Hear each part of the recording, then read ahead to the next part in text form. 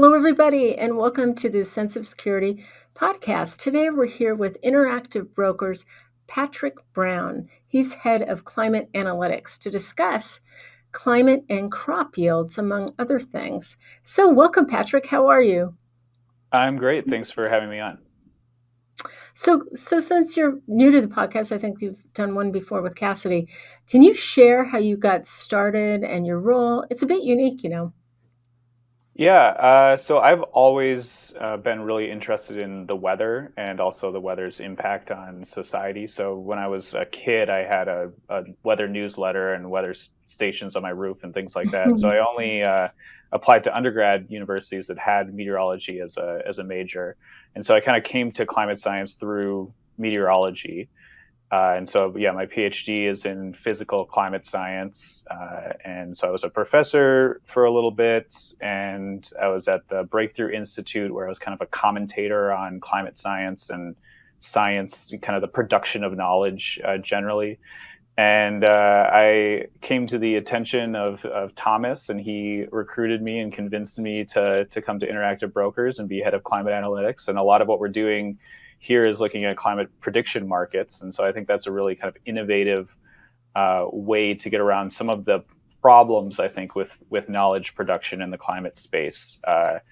And so maybe we'll talk about that later, but we have climate prediction markets, for example, on crop yields. And I think that's kind of clarifying compared to some of the messaging that you see in the media on what we expect crop yields, for example, to do in the future. Absolutely. So let's begin. So let's start off. Can you remind us of the broad facts about climate change and what exactly are we talking about and what's driving it? Yeah, so since the Industrial Revolution, humans discovered fossil fuels, coal, oil, and natural gas, and we've been running basically our society on them. So energy in particular, we burn these fossil fuels and it emits CO2 into the atmosphere, and CO2 is what we call a greenhouse gas. So all that means is that it basically lets in more energy than escapes, and so it causes energy to build up in the climate system, and that manifests itself as temperature increases. So we've seen temperature increases of about 1.5 degrees Celsius or 2.7 degrees Fahrenheit since the Industrial Revolution. And yeah, that's mostly caused by CO2, but also methane and nitrous oxide, which interestingly are emitted from our agricultural system as well. So that we believe that basically all of the warming since the Industrial Revolution is human caused. It's not this, idea of, well, the climate is changing anyway, and how much humans contribute is uncertain. Really, we think it's all of the warming, because the natural causes of warming or cooling have not been active over that time period. So on these timescales, we're usually talking about volcanic eruptions and changes in solar output. Those should have not caused the warming that we've seen, or if anything, should have caused a slight cooling. So basically, humans are responsible for 100% of that climate change. And it's about, if you think about like over land, it's about 4 degrees Fahrenheit over land. And we may expect another 4 degrees by 2100 over land. This is 4 degrees Fahrenheit. And so that's, to put that in perspective, it's about the difference between Boston and Philadelphia in terms of a climate. Okay. So how has fossil fuel industrialization impacted humanity's ability to produce and distribute food overall? Yeah, so this is not usually the way that the question is framed. It's usually we jump right into how is climate change like negatively impacting crop yields. But I think it's valuable to kind of take a step back and take this broader perspective of, what is the net effect of fossil fueled industrialization on the food system? And when you ask the question that way, it's basically it's been overwhelmingly positive. So we've seen, like, the main measure of food production tends to be crop yields. So crop yields are either mass or volume per unit area per year, how much you're getting out of the soil in terms of food that we can eat. And those have, since 1961, when we have good global data, those have increased by, depending on the crop, like 150% to 250%. So huge increases in the amount of food that we can produce on any unit of land.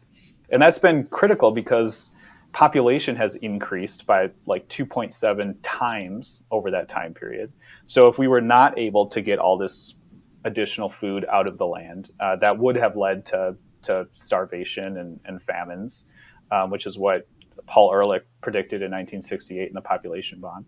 But that didn't happen largely because of what you might call fossil fueled industrialization. So we have more mechanization, more tractors that replaced human labor and animal labor.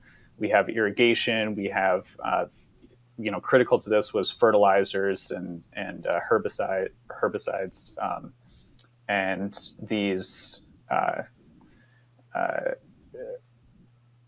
Sorry, can I just redo that? Totally. Yeah. So critical to this would be these, chemical inputs of fertilizers and pesticides and herbicides for weeds. And then also you think about, the shipping system moving both the inputs around as well as the outputs. That these on net, at least historically, have been extremely beneficial to the amount of calories and food available to people. But nevertheless, climate change impacts on the agricultural sector are one of the sectors that we're most concerned about in terms of impacts on society. So here's this question. So what effect does rising atmospheric CO2 have on crop growth and quality? Yeah, so as I mentioned, one of the main drivers of climate change is this increase in CO2. And so we like to decompose that into the effect from CO2 itself, as well as the downstream effects on temperature and precipitation. So CO2 itself has increased from 280 parts per million to 420 parts per million. And if you remember your photosynthesis equation from high school, that's CO2 plus water plus sunlight is what plants then use to make carbohydrates, and then they release oxygen as a byproduct.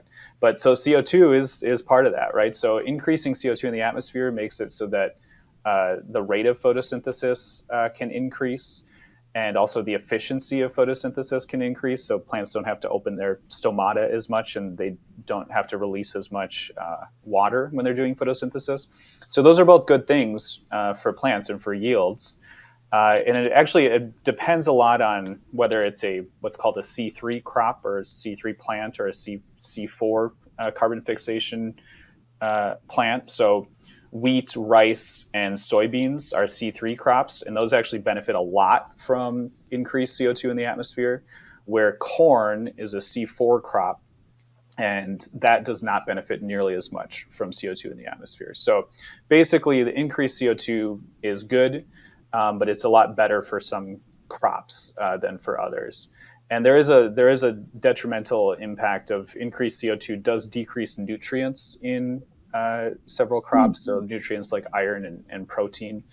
Part of that is like a dilution effect, that you're getting more yields, but kind of constant nutrients. So it's like per gram of food, you're getting reduction in nutrients.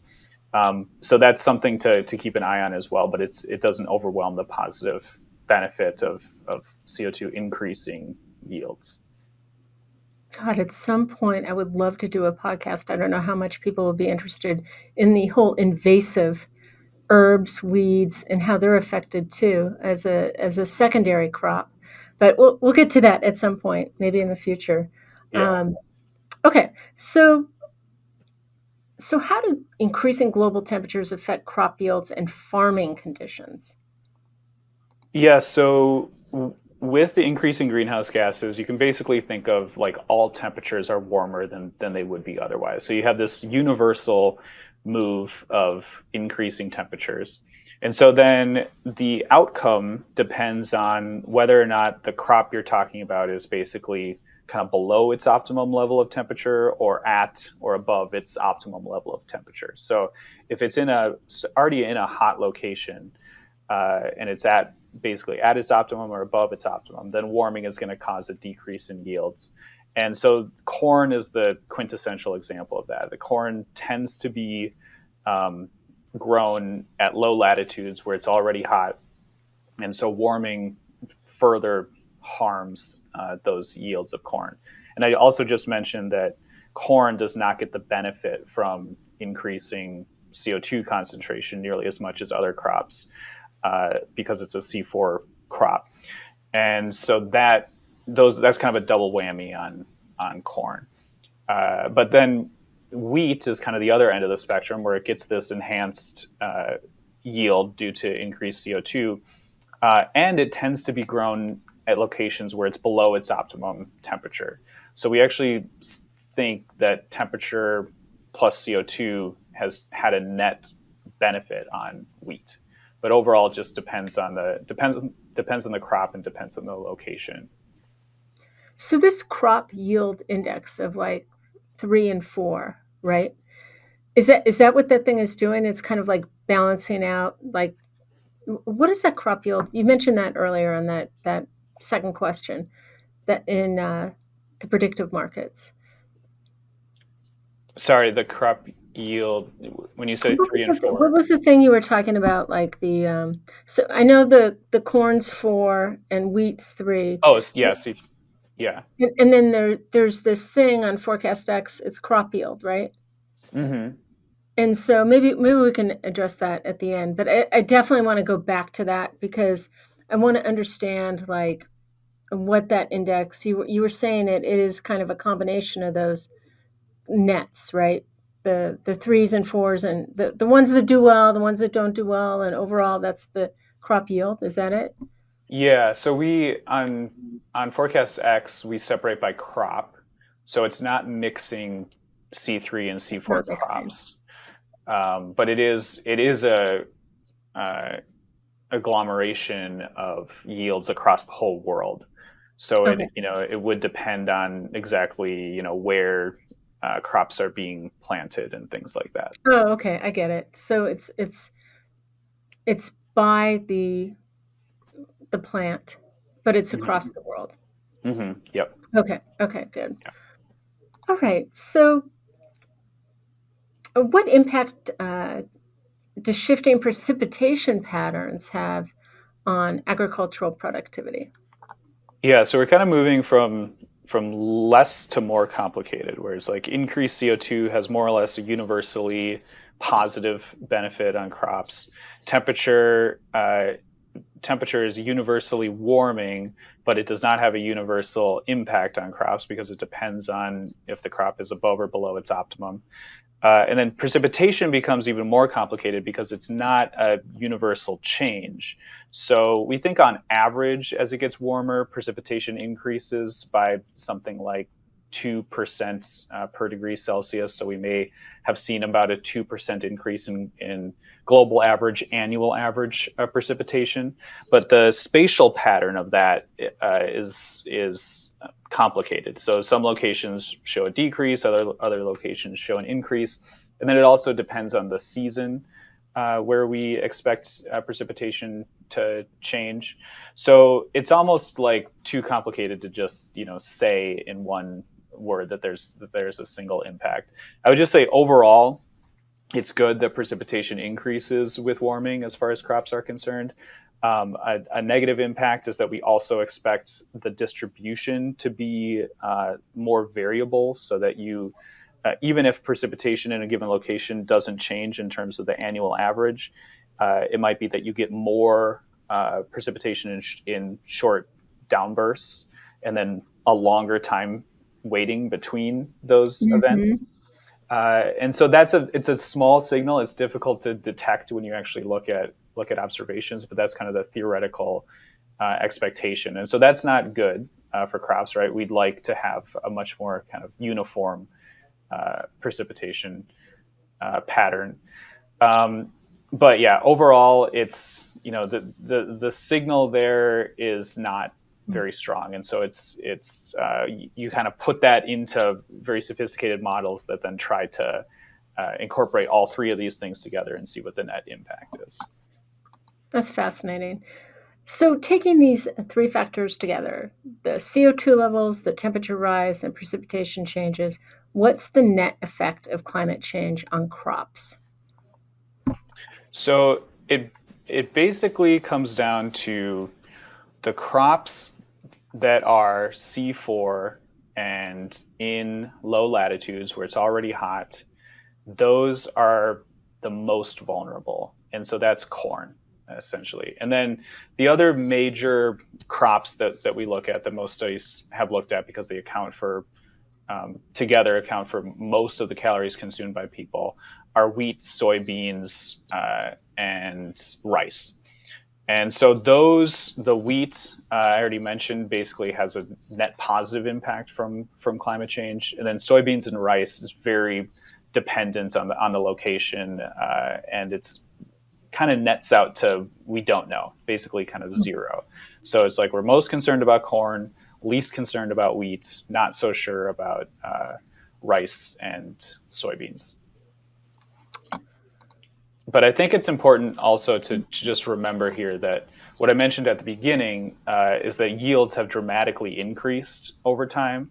And so, we're talking about, okay, like a net effect of climate change on corn might be, something like 10, 15% decrease in yields due to climate change.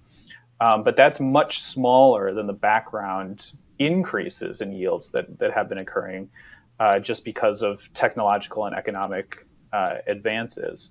So, just to give you, one example of a number, this is a prominent estimate from the IPCC that they said for corn between 1961 and 2020, yields have increased by 196%, so almost 200%. And they calculated that without climate change, they would have increased 215%. So we're not talking about that corn yields are decreasing because of climate change. We're talking about climate change being a drag on yield increases. Got it. So, what specific steps can food systems take? I'm sorry. What specific steps can the food system take to adapt to the challenges posed by climate change, or what are they doing? Yeah, so in this field, if you'll excuse the pun, I guess, uh, adaptation has this kind of very specific definition where if you're talking about adaptation to climate change, it's specifically strategies or changes in response to climate change, like either previous climate change or anticipated climate change. So it doesn't include general kind of technological innovation or something like if you get a tractor and it increases yields, but it would have increased yields regardless of climate change. That's not considered adaptation. So that's important to keep in mind a lot of times when you come across reports about the impact, the effects of adaptation. So it's, specifically what you can do to adapt to the new climate, independent of these other technologies, would be, if your farm location is fixed, for example, you can change the crop that you're planting there to be more optimal for the local kind of changing climate. You can change the crop variety or cultivar, they're called. So, different subspecies of wheats, work differently with different climates. That the crop could also follow the ideal climate. So it can follow it in space. It can, move up in latitude, or it can move up in altitude to follow an ideal temperature. Or it can also move in the time of the year.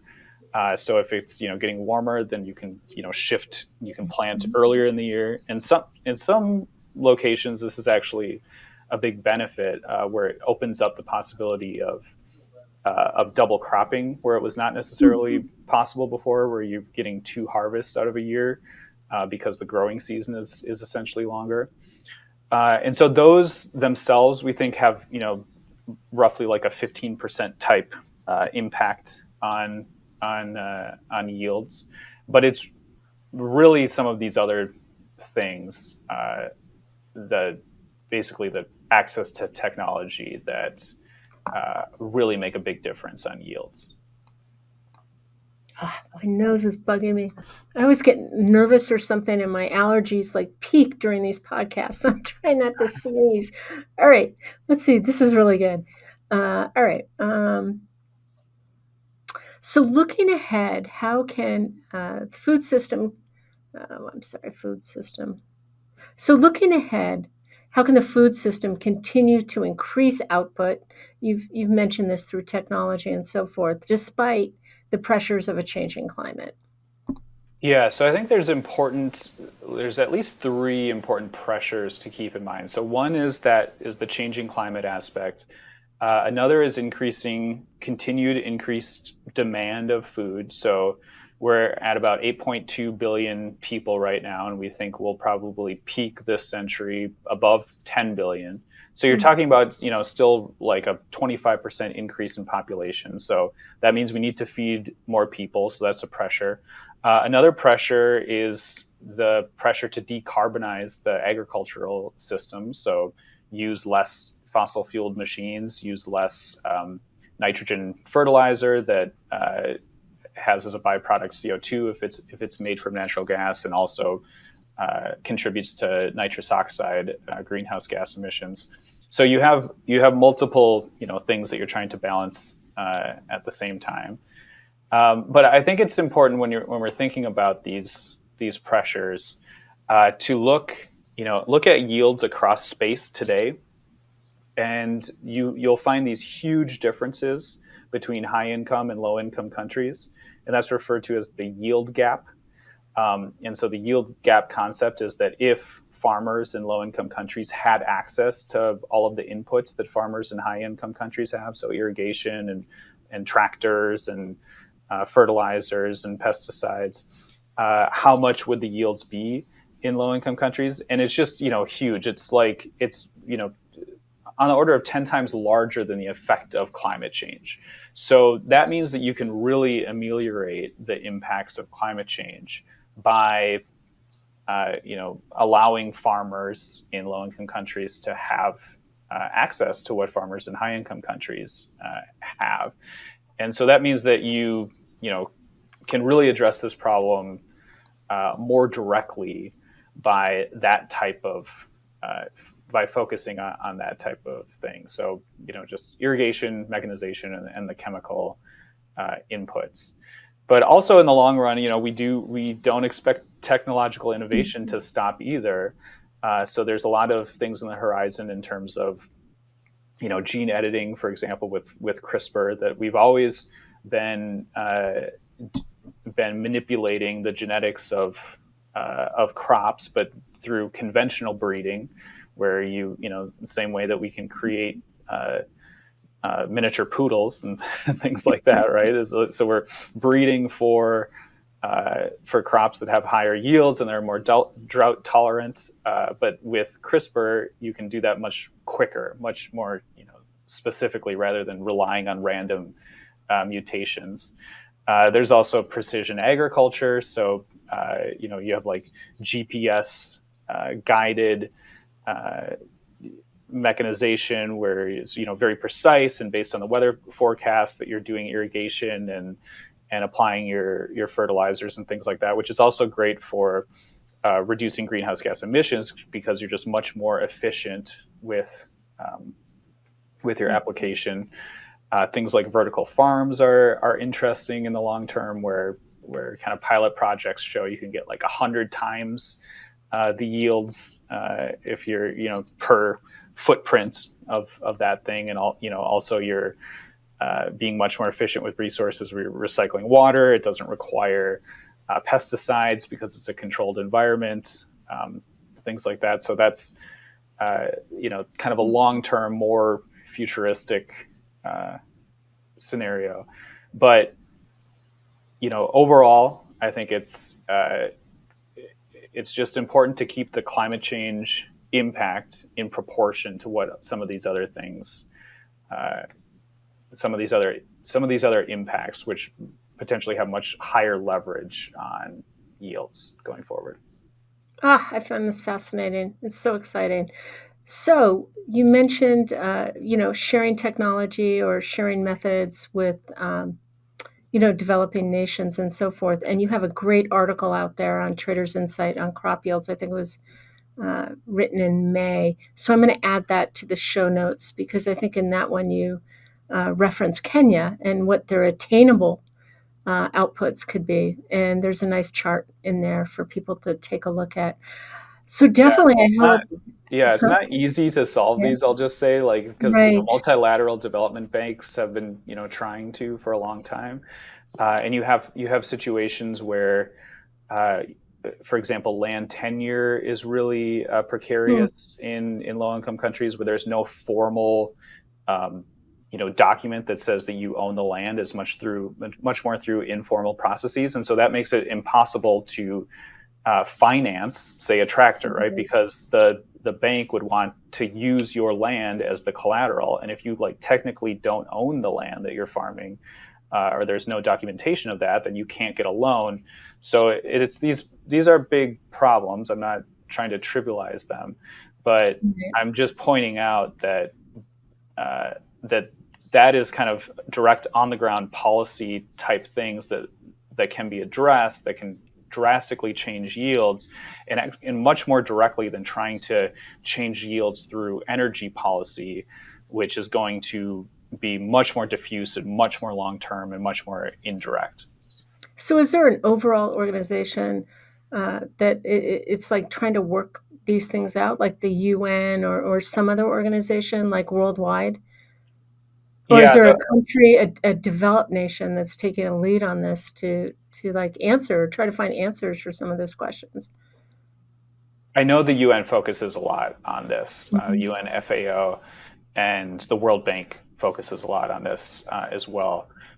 Some have been quite critical of the World Bank for moving way too many of its resources towards exclusively climate change mitigation, as opposed to focusing on what its original mission was, which is just human development. But yeah, so this is not a new area that I'm surfacing Right. here. Of course, world hunger and global food security is top of mind for a lot of international organizations. But yeah, I would say that they should continue down the pathways that they've been on, that have have to do directly with increasing access to these technologies that we have in high income countries. If the goal is to reduce food insecurity. Interesting. So, Patrick Brown, head of climate analytics at Interactive Brokers, I have really enjoyed this conversation, and I hope our listeners have too. And I look forward to more in depth conversations about all of these topics. Just thank you so much for joining us today. Yeah, thanks a lot. The analysis in this material is provided for information only and is not and should not be construed as an offer to sell or the solicitation of an offer to buy any security. To the extent that this material discusses general market activity, industry, or sector trends, or other broad-based economic or political conditions, it should not be construed as research or investment advice.